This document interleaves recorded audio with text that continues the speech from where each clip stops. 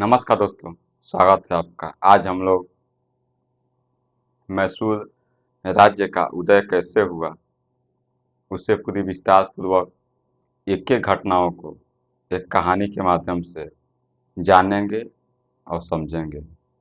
इसे हम सामान्य भाषा में देखें तो पहले विजयनगर साम्राज्य का शासन व्यवस्था भारत के दक्षिण मतलब कि कर्नाटक में चल रहा था। उस समय छोटे-छोटे सामंत विजयनगर के अधीन कार्य कर रहे थे, लेकिन समय बीतता गया। 1565 में कालीकोट का युद्ध हुआ और उस समय विजयनगर साम्राज्य काफी कमजोर होने लगा। तो जब कमजोर होने लगा तो उनके जो भी सामंत थे वो अपने आप को एक स्वतंत्र शासक की तरह व्यवहार करने लगे। उसी में एक नाम आता है वोडेयार वंश, जो कि विजयनगर साम्राज्य का जब पतन हो रहा था तो वोडेयार वंश अपनी शक्ति को बढ़ा रहा था। जैसे ही विजयनगर का पतन हो गया तो वोडेयार वंश अब शासन व्यवस्था को संभालने लगा। मतलब कि वह स्वतंत्र रूप से वह व्यवहार करने लगा वो, और एक शासक की तरह भूमिका निभाने लगा वो। धीरे धीरे समय बीतता गया। वोडेयार वंश में ही हैदर अली एक सैनिक के रूप में कार्य कर रहे थे। जब वोडेयार वंश का पतन होने लगा, मतलब कि जो भी शासक हैं वह कमजोर होने लगे। जब कमजोर होने लगे तो हैदर अली इसका फायदा उठाया और शासन व्यवस्था पर अपना कब्जा कर लिया। जब कब्जा कर लिया तो हैदर अली का शासन शुरू हो गया। तो हम इन सारी एक-एक घटनाओं को देखते हैं और समझते हैं। तो चलिए देखते हैं। पृष्ठभूमि देख लेते हैं हम लोग। स्थान और भौगोलिक स्थिति। मैसूर दक्षिण भारत के वर्तमान कर्नाटक राज्य में स्थित था। जो आज का आप कर्नाटक राज्य देख रहे हैं, वहीं पर मैसूर स्थित था। यह क्षेत्र पहले विजयनगर साम्राज्य का हिस्सा था। मतलब कि जो कर्नाटक देख रहे हैं आप, यहाँ पर विजयनगर साम्राज्य का शासन व्यवस्था चल रहा था। वहाँ पर प्रमुख नदियाँ देख लेते हैं। यहाँ पर एक बहुत ही महत्वपूर्ण नदी कावेरी नदी दिखाई देती है वहाँ पर, और उसकी बहुत सारी सहायक नदियाँ भी हैं।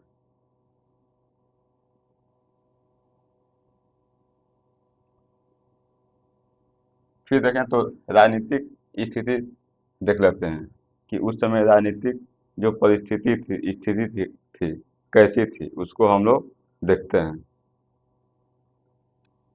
14वीं शताब्दी के अंत तक विजयनगर साम्राज्य दक्षिण भारत की प्रमुख शक्ति था। मतलब कि 14वीं सदी तक जो विजयनगर साम्राज्य है वह काफी अपनी शक्ति क्षमता के लिए प्रसिद्ध था वह। लेकिन फिर क्या हुआ,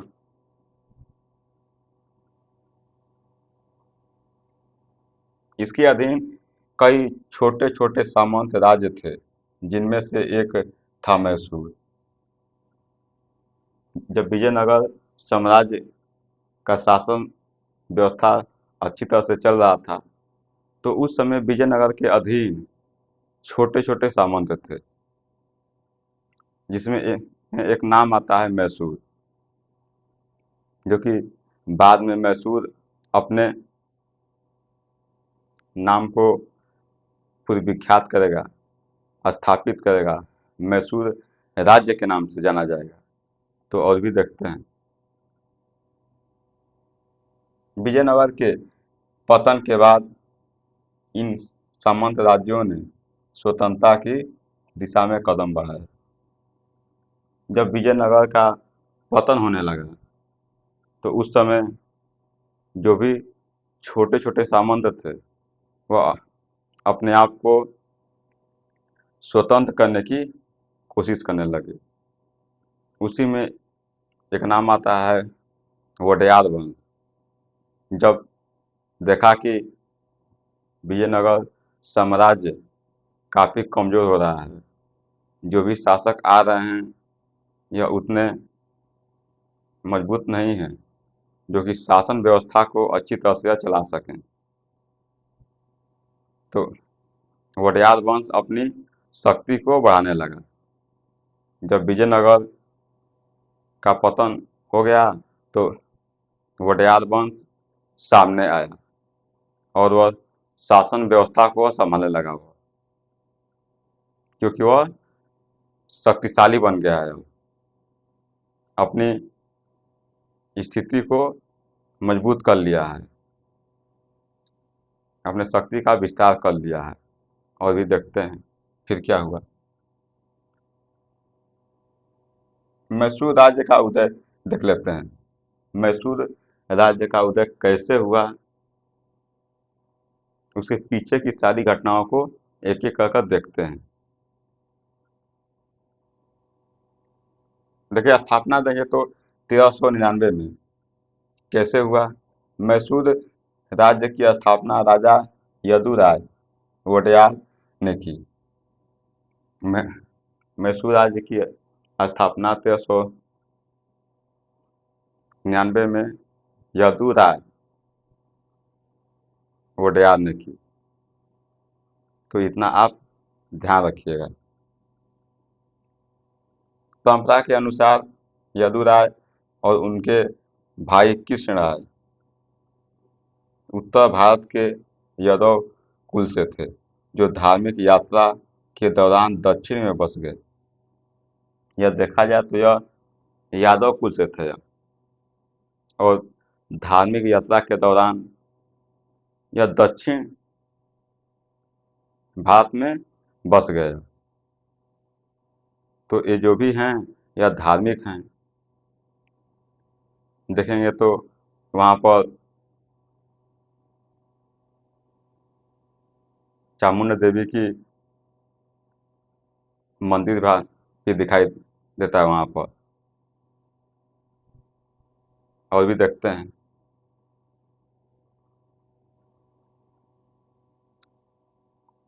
देखिए, विजयनगर साम्राज्य से संबंध देख लेते हैं।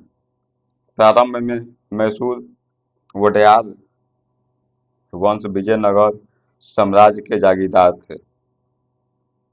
जो वोडेयार हैं, यह पहले विजयनगर साम्राज्य के जागीरदार थे, मतलब कि सामंत थे, छोटे छोटे थे।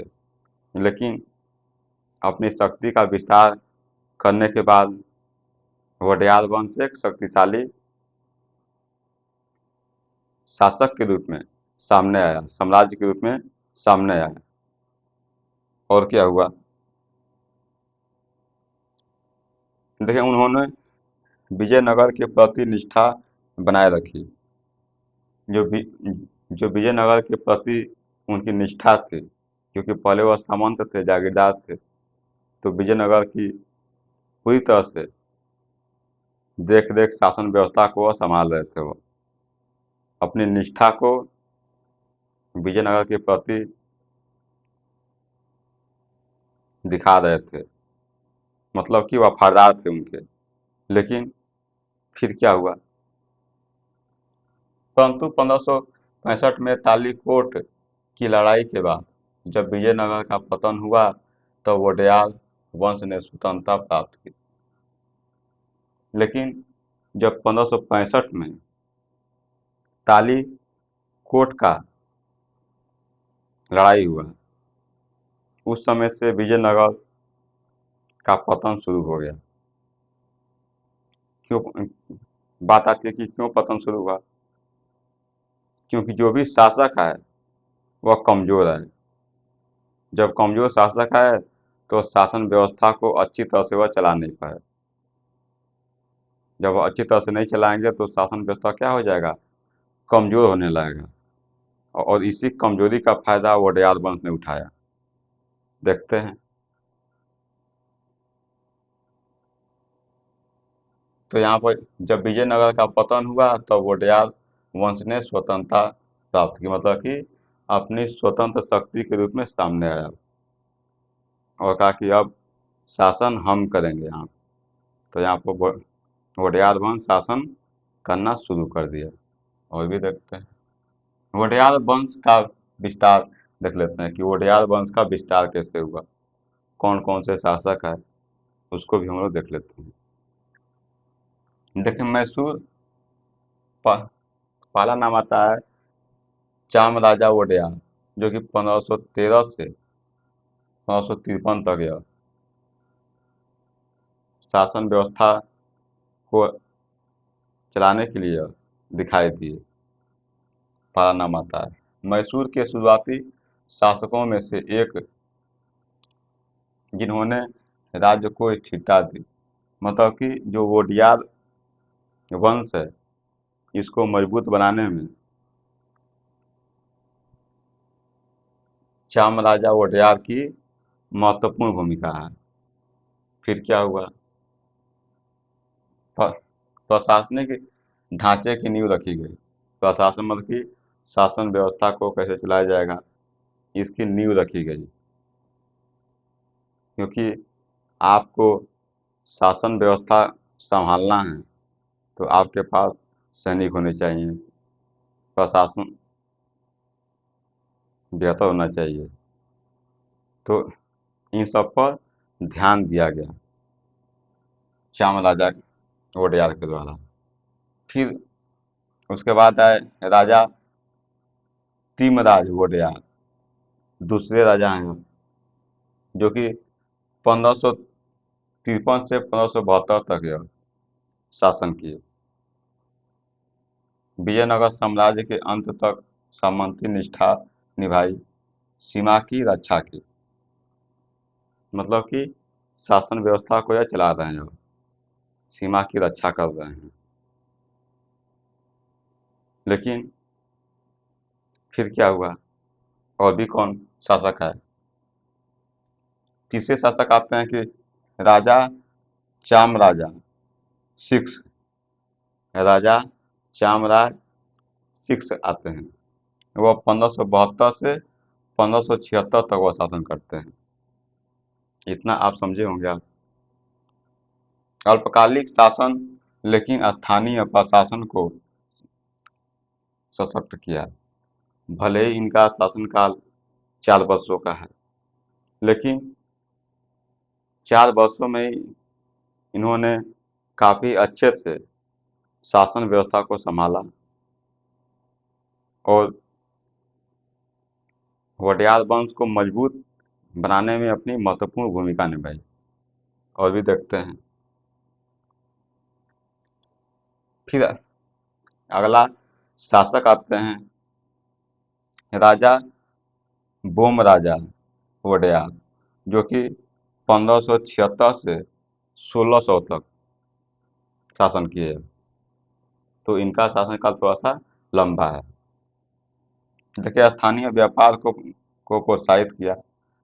यह जो बोम राजा हैं यह स्थानीय व्यापार को प्रोत्साहित किया, क्योंकि आपको पता है कि जो कर्नाटक है वह समुद्र के किनारे है, वहाँ से व्यापार आसानी से किया जा सकता है समुद्र के माध्यम से।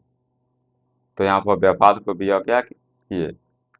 प्रोत्साहित किए, बढ़ावा दिए।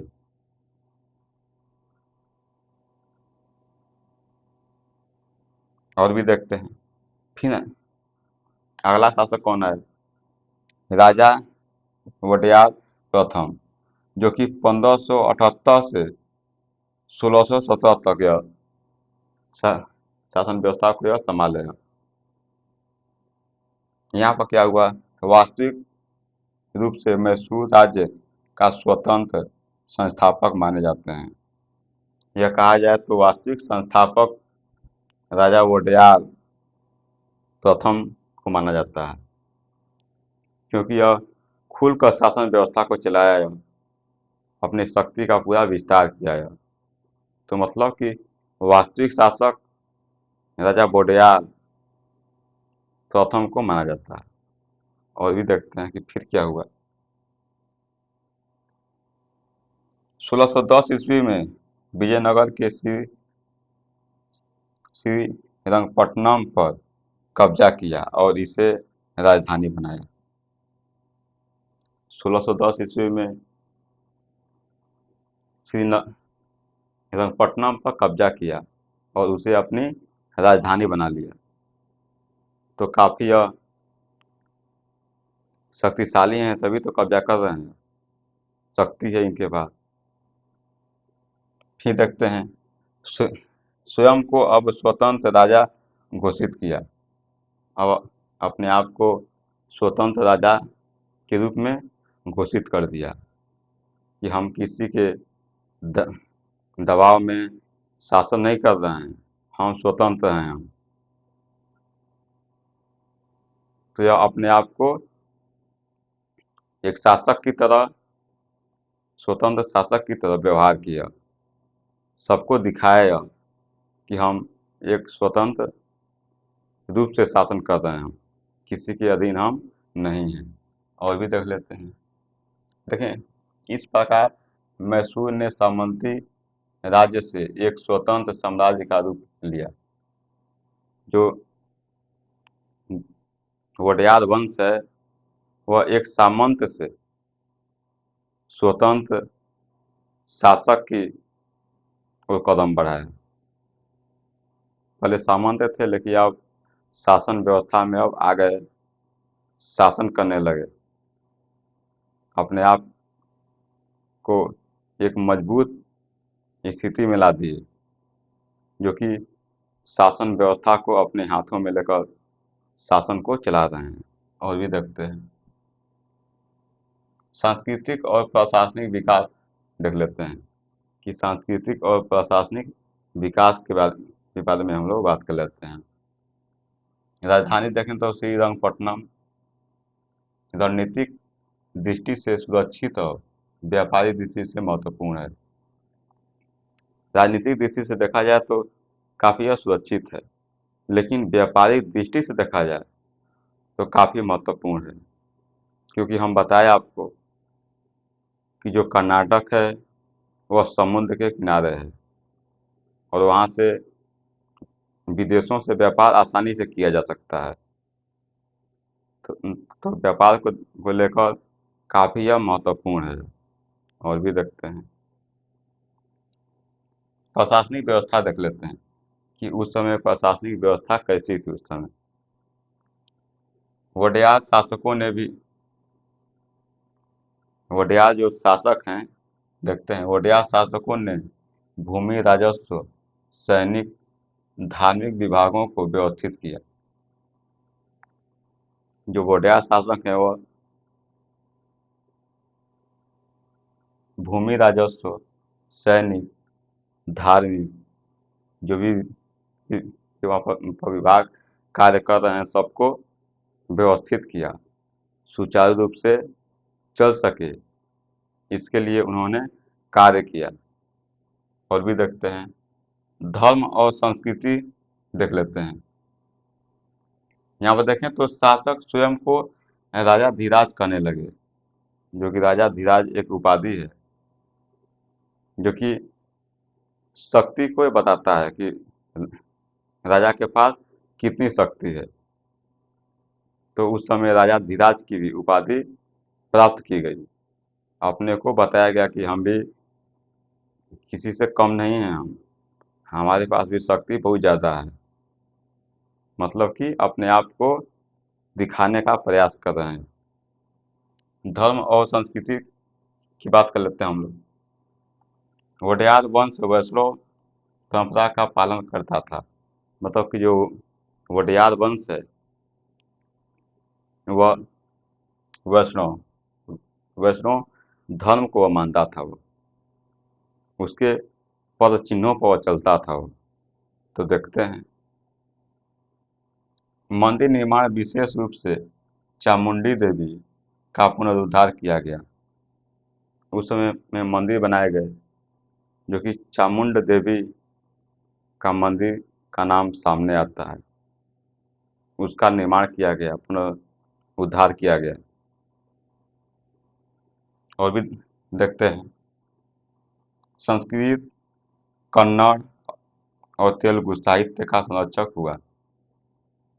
संस्कृत, कन्नड़ और तेलुगु का उस समय काफ़ी विस्तार, काफ़ी विकास देखा गया उस समय, क्योंकि दक्षिण भारत में तमिल बोली जाती है, कन्नड़ बोली जाती है। तो जब वहाँ पर स्थानीय भाषा कन्नड़ है, तमिल है, तो उसका तो विकास तो होगा ही होगा। तो उस समय विकास काफ़ी देखा गया उस समय। दरबार में भी उनके भाषा का, संस्कृति का सम्मान किया गया, उनको प्रोत्साहित किया गया उस समय। और भी देखते हैं वोडयार वंश की शक्ति का उत्कर्ष। वोडयार वंश की जो शक्ति है उसका उत्कर्ष देख लेते हैं। कुछ महत्वपूर्ण शासक हैं इसमें, उस पर बात कर लेते हैं हम लोग। पहला नाम आता है कि कांति रवा नरस राजा। कांति रावा नरस राजा वोडयार, जो कि 1638 से 1659 तक यह शासन व्यवस्था को संभाले। देखते हैं, देखें उन्होंने क्या किया। उन्होंने राज्य को आर्थिक और सैन्य दृष्टि से सशक्त बनाया। मतलब कि आर्थिक रूप से और सैन्य दृष्टि से काफ़ी मजबूत बनाया, क्योंकि किसी भी शासन व्यवस्था को चलाने के लिए आर्थिक और सैन्य दोनों की काफ़ी जरूरत पड़ती है। अगर दोनों आपके पास हैं तो आप शासन व्यवस्था को अच्छी तरह से आप चला सकते हैं। इसमें कोई परेशानी का सामना नहीं करना पड़ेगा, क्योंकि धन है आपके पास बेहतर सैनिक हैं, तो आप एक शासन व्यवस्था को अच्छी तरह से आप चला सकते हैं। और भी देखते हैं कांतिरावा उपाधि का अर्थ वीरता का प्रतीक है। कांतिरावा जो उपाधि है उसका अर्थ विजय का प्रतीक है। मतलब वीरता का प्रतीक है कि आप एक वीर योद्धा हैं, उसको यह दिखाता है। देखिए उन्होंने मदुरै और कर्नाटक के अन्य भागों में विस्तार किया। जो कांतिरावा हैं मदुरै और कर्नाटक के जो अन्य क्षेत्र हैं वहाँ पर अपने शक्ति का विस्तार किए। फिर क्या हुआ, अगला शासक आते हैं कि चिकदेव राज वोडेयार, जो कि 1673 से 1704 तक। यह भी शक्तिशाली हैं। देख लेते हैं यह क्या किए। वोडेयार वंश के सबसे महान शासक माने जाते हैं, जो कि चिकदेव राज हैं। वोडेयार वंश के सबसे महान शासक माने जाते हैं। क्या किए यह, मैसूर को एक संगठित और शक्तिशाली राज्य बनाया। इन्होंने मैसूर को संगठित किया, जो छोटे छोटे टुकड़ों में वो बंटा था वह उसे एक किया। और यहाँ पर देखा जाए तो शक्तिशाली राज्य के रूप में स्थापित किया। देखते हैं प्रशासनिक सुधार, देख लेते हैं उस समय कि प्रशासनिक सुधार क्या क्या हुए उस समय। देखते हैं भूमि राजस्व व्यवस्था सुधारी गई।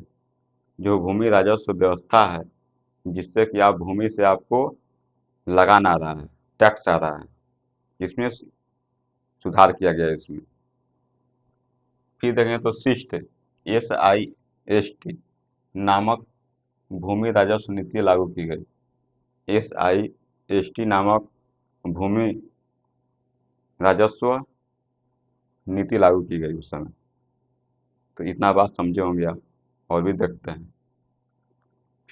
फिर देखा जाए तो उन्होंने स्वर्ण मुद्रा उन्होंने स्वर्ण मुद्रा भी जारी की, जो कि चिक्का देवराय थानम जारी की। मतलब कि चिक्का देवराय थानम के नाम से स्वर्ण सिक्के जारी किए गए। तमिलनाडु और केरल तक अपना प्रभाव बढ़ाया। जो तमिलनाडु है, केरल है, वहाँ तक अपने प्रभाव को बढ़ा दिया, शक्ति का अपने विस्तार कर लिया। और भी और भी देखते हैं फिर क्या हुआ। मद्रास, जहाँ पर ब्रिटिश शक्ति थी उस समय, मतलब कि ब्रिटिश का वहाँ पर शासन व्यवस्था चल रहा था, वहाँ पर कब्जा था, वहाँ पर नियंत्रण था, से भी शक्ति स्थापित किया। मतलब कि मद्रास से भी शक्ति अपना स्थापित किया, वहाँ पर भी नियंत्रण अपना स्थापित किया। कौन? चिकदेवराय।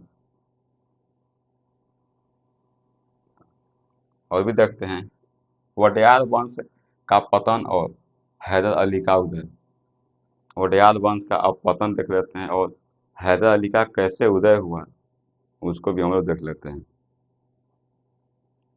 चिकदेवराय की मृत्यु के बाद 1704 में, मतलब कि चिकदेवराय की मृत्यु 1704 में हुई। तो देखते हैं शासकों की शक्ति घटने लगी। जो भी शासक है उनकी शक्ति घटने लगी। क्यों घटने लगी? कि वह उतने मजबूत शासक नहीं बन पाए, वह उतने मजबूत शासक की तरह सोच नहीं सके, उतने अच्छे कार्य वह कर नहीं सके। जब अच्छे कार्य नहीं करेंगे आप, तो जो शासन व्यवस्था है वह धीरे धीरे कमजोर होती जाएगी। पतन के रूप में यहाँ पर देखा गया। जब पतन होने लगा तो इसका फायदा कौन उठाएगा? हैदर अली उठाएगा इसका फायदा। देखते हैं। देखें दरबार में गुटबाजी और षड्यंत्र बढ़े। दरबार में इस समय गुटबाजी होने लगी, षड्यंत्र होने लगे। तो यहाँ पर शासन व्यवस्था को चलाना काफी कठिन है, क्योंकि कई गुट बन चुके हैं। हर समय कोई ना कोई षड्यंत्र होते रहता है। तो यहाँ पर शासन करना काफी कठिन दिखाई दे रहा है। और भी देखते हैं 1714 से 1761 के बीच, 1714 से लेकर 1761 के बीच जितने भी शासक आए वह कमजोर आए। जब कमजोर आए तो इसका फायदा हैदर अली पूरी तरह से निभाया, मतलब उठाया। देखते हैं क्या हुआ। देखें कमजोर शासक जैसे कृष्ण राजा वोडेयार प्रथम, श्याम राजा वोडेयार सेवन आदि आए, जो कि यह काफी कमजोर शासक थे। देखते हैं। देखें इस दौरान दरबार के सेनापति कमांडर वर्ग का प्रभाव बढ़ा। जो दरबार का सेनापति है, जो सैनिकों का सेनापति है, उसका प्रभाव काफी बढ़ गया। जब उसका प्रभाव बढ़ा तो और भी दिखेगा। क्या दिखेगा? देखें अब हैदर अली का उदय 1749 से 1761। हैदर अली का उदय कैसे हुआ? 1749 से लेकर 1761 के बीच में उदय हुआ। देखते हैं। देखें देखें आप, बहादुर अली एक सैनिक अधिकारी था जिसने धीरे धीरे सत्ता अपने हाथों में ले ली। जो हैदर अली है वह एक सैनिक था, लेकिन जैसे ही शासन व्यवस्था कमजोर हुई उसका फायदा उठाया और धीरे धीरे शासन व्यवस्था पर यह कब्जा कर लिया, नियंत्रण कर लिया। देखते हैं।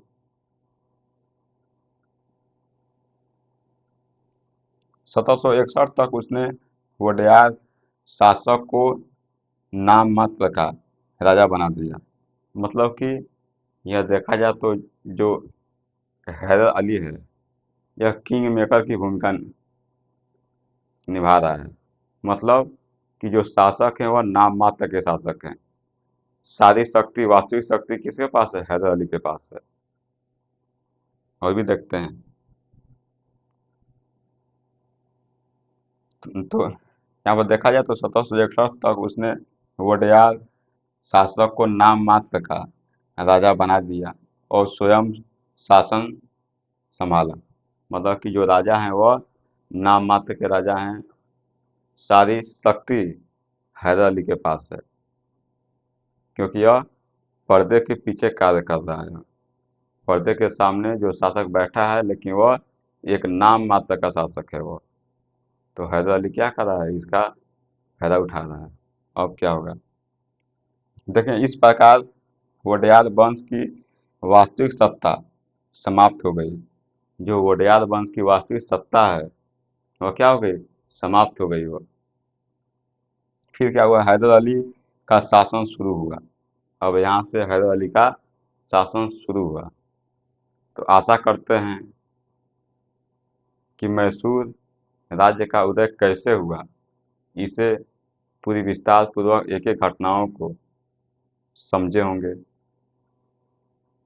मिलेंगे अगले लेक्चर में। तब तक के लिए आपका बहुत बहुत धन्यवाद।